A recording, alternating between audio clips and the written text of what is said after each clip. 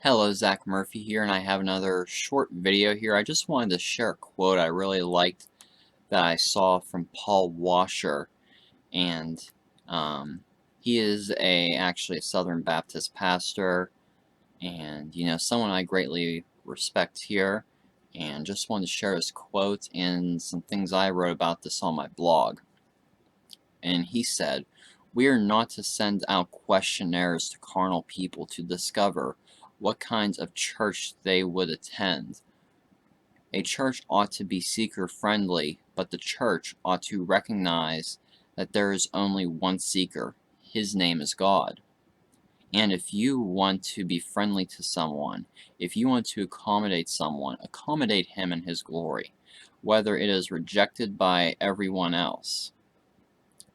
We are not called to build empires. We are not called to be excessive. We are called to glorify God. And if you want the church to be something other than a peculiar people, then you want something God does not want." And, something I wrote about in response to this, that's a very great quote, and I really like that, and just some of my thoughts on that. Much of the American church today wants to focus on how to grow a congregation. And, I definitely love seeing when churches grow, but much of the seminaries and trainings out there teaches strategies on how to grow a church. And the sad thing is, the vast majority of those strategies and programs are not are looking at what people want rather than what God wants. And one of the largest plagues to hit the church is using carnal methods during worship. And I've seen church buildings, lights flashing all over the place and steam everywhere. Come on, the church is not supposed to look like a bar or nightclub. Get real. What kind of pastor would let that in their church? Why let the world in the church? Why, do that kind of stuff? And the church is we are called out of the world as the body of Christ. And, the church should not look like the bars and nightclubs of the world. And, as true born again Christians, we should not want our worship to resemble the clubs of this world with flashing lights and steam everywhere. And not only that, there is little discernment for the music that is even played during church services. Just because it's a popular Christian band does not make it doctrinally or theologically or biblically sound. And just because the artist calls himself a Christian, that does not mean that they are not an agent of Satan in disguise. And, probably one of the best pieces of advice for a Christian is, not to follow or listen to Christian radio stations, because often the music they play on there is not biblically sound. It's too worldly, in my opinion. If you look in Leviticus 10, you see God struck 2 priests for unauthorized worship. When we worship God, it must be with total reverence to Him and for His glory alone.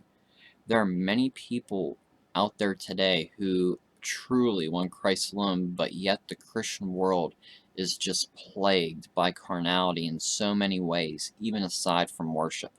Many people today are more concerned about viruses and plagues around the world, but there's an epidemic in the church, and it's called the carnal church. And Romans chapter 8, verses 6 to 10 tells us that carnality is death. And it's time that, the gospel stops becoming so Americanized, and it must be stopped from being sent all over the world, because eternal death is so much more tragic than physical death. That is just something so, so important. And, on the lines of carnality, let me just read Romans chapter 8 to you.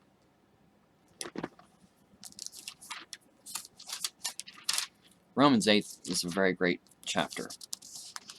I really encourage you to read it. And let me see what verses I had written down here for this. 6 to 10. So Romans 8, verses 6 to 10, which says, "For to be carnally minded is death, but to be spiritually minded is life and peace." So we need to be spiritually minded, because the carnal mind is enmity against God, for it is not subject to the law of God, nor indeed can it be. So then those who are in the flesh cannot please God. But when you are not in the flesh but in the Spirit, if indeed the Spirit of God dwells in you, now if anyone does not have the Spirit of Christ, he is not his. And if Christ is in you, the body is dead because of sin, but the Spirit is life because of righteousness. So important right there. And I just want to encourage you, drive out carnality in your life. That's something we all need to constantly be aware of. We are called to examine ourselves. So, this is a great quote from Paul Washer, and just some things I wanted to expand upon here on what was on my heart when I saw that quote here. And, I definitely encourage, follow Paul Washer, very sound teachings, and, someone I greatly respect. And he does not conform to the world. If you've followed him previously, he is preaches very great. So, hope you enjoyed this short little teaching. God bless you and have a great week. Thank you.